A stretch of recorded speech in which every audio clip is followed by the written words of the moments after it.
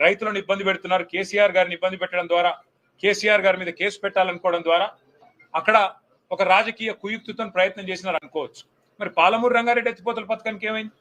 ఇక్కడ మీకు ఏ ఆటంకం లేదు కదా, ఇక్కడ 90% పనులు అయిపోయినాయి కదా, కేవలం 10% పనులు చేయడానికి మీకు మనసెందుకు రావట్లేదు? 22 నెలలు సరిపోలేదా? 22 నెలల్లో మీరు డబ్బులు కేటాయించి పాలమూరు రంగారెడ్డి ఎత్తిపోతల పథకానికి శ్రీకారం చుట్టడానికి మీకు మనసు రావడం లేదా రేవంత్ రెడ్డి గారని మేము అడుగుతా ఉన్నాం. తప్పకుండా ఈ జిల్లా ప్రజలను చైతన్యవంతం చేసే దిశగా ఆలోచన చేస్తాం పార్టీగా. ఈ జిల్లా నాయకత్వం కూడా వారు కూడా ఇప్పటిదాకా నాకు చెప్తా ఉన్నారు ఏ రకమైన పరిస్థితులు ఉన్నాయి జిల్లాలో.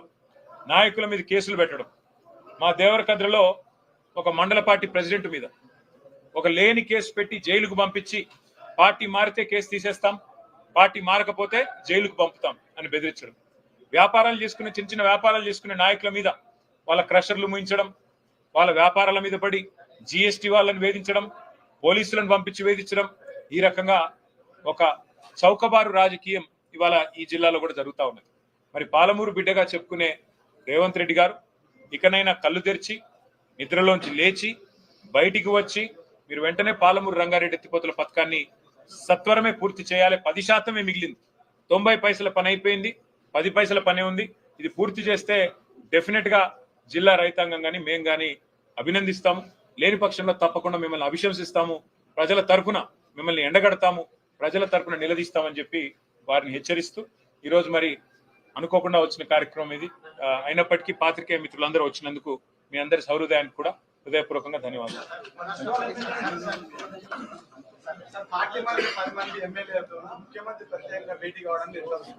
ఎట్లా చూసేది ఏముంది బ్రదర్, ఇప్పుడు నిన్నగాక మొన్న మీరు చూసే ఉంటారు ఒక టీవీ ఇంటర్వ్యూలో ప్రదేశ్ కాంగ్రెస్ కమిటీ అధ్యక్షుడు మహేష్ కుమార్ గౌడ్ గారు అవును ఆ 10 మంది మా పార్టీలో చేరినారు అని స్పష్టంగా చెప్పారు. మరి పిసిసి ప్రెసిడెంటే అప్రూవర్ గా మారిపోయిన తర్వాత, పిసిసి ప్రెసిడెంట్ గారి నేరాంగీకారం చేసిన తర్వాత ఇంకా ఎంక్వైరీ ఎందుకు, ఇంకా చర్చ ఎందుకు, ఆ 10 మంది మీద వేటేయడానికి స్పీకర్ గారికి మొహమాటం ఎందుకని మేము అడుగుతా ఉన్నాం. ఆల్రెడీ సుప్రీంకోర్టులో మ్యాటర్ ఉంది. ఇవాళ కాంగ్రెస్ నాయకత్వం ఏమనుకుంటున్నది అంటే ప్రజలను, మీడియాను, కోర్టులను కూడా, న్యాయ వ్యవస్థను కూడా చిన్న చూపు చూస్తూ మేమేదో వీళ్ళతోని కొన్ని చిలిపి ఆటలు ఆడి ఏదో తప్పించుకోవచ్చు అన్న ధోరణిలో వ్యవహారం చేస్తా ఉన్నారు. ఈ జిల్లాలో కూడా ఒక ఎమ్మెల్యే గారు పార్టీ మారినారు గద్వాలలో.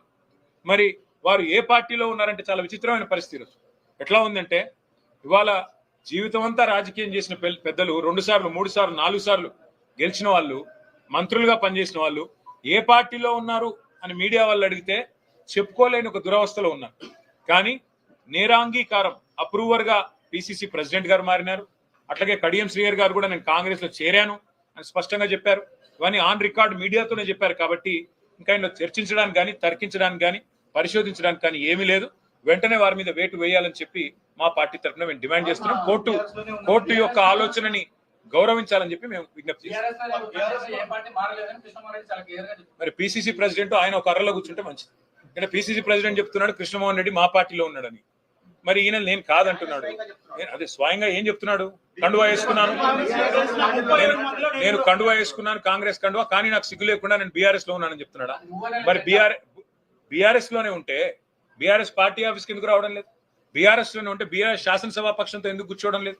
బీఆర్ఎస్ లోనే ఉంటే బీఆర్ఎస్ ప్రోగ్రాంలలో ఎందుకు పాల్గొనడం లేదు? అంటే ప్రజలను పిచ్చి వాళ్ళు అనుకొని, ప్రజలను వెర్రి వాళ్ళు అనుకొని, ఓటేసిన ప్రజల్ని వాళ్ళ విఘ్నతను అగౌరవపరచడం కాకపోతే ఇది ఏంటిది? ఇంకోటి, ఎక్కడ చూసినా ఇవాళ మంత్రుల ప్రోగ్రామ్ లో నిన్న బూతులు తిడుతుంటే జూపల్లి కృష్ణారావు గారు, పొంగులేటి శ్రీనివాస్ రెడ్డి గారు టిఆర్ఎస్ ని, కేసీఆర్ గారిని బూతులు తిడుతుంటే అదే వేదిక మీద పల్లికిలించుకుంటూ కూర్చున్నది ఎవరు? మా బీఆర్ఎస్ ఎమ్మెల్యే కృష్ణమోహన్ రెడ్డి, కాంగ్రెస్ లో చేరిన కృష్ణమోహన్ రెడ్డి. నేను అదే అంటున్నా, వీళ్ళ దురవస్థ ఎట్లా ఉందంటే 2 లింగాలు ఉంటాయి అవసరం అయితే, ముఖ్యమంత్రి గారి భాషలో చెప్పాలంటే. ఒకటి పులింగం, ఇంకోటి స్త్రీలింగం. వీళ్ళు ఏ లింగమో చెప్పుకోలేని పరిస్థితులు ఉన్నారు ఇవాళ, కర్మ.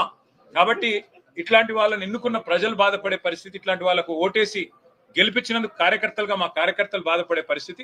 అయినప్పటికీ అత్యున్నత న్యాయస్థానం ఇప్పటికే చెప్పింది స్పీకర్ గారికి, మీరు వెంటనే నిర్ణయం తీసుకోవాలని.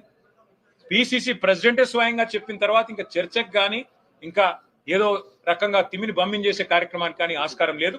పిసిసి ప్రెసిడెంట్ చెప్పిన దానికి కూడా మేము సుప్రీంకోర్టు ముందు పెడతాం. తప్పకుండా స్పీకర్ గారు ఏమైనా ఉల్టా పుల్టా చేస్తే తప్పకుండా మళ్ళీ సుప్రీంకోర్టుకు పోతాం. న్యాయం జరిగే వరకు పోరాటం చేస్తాం. Thank you.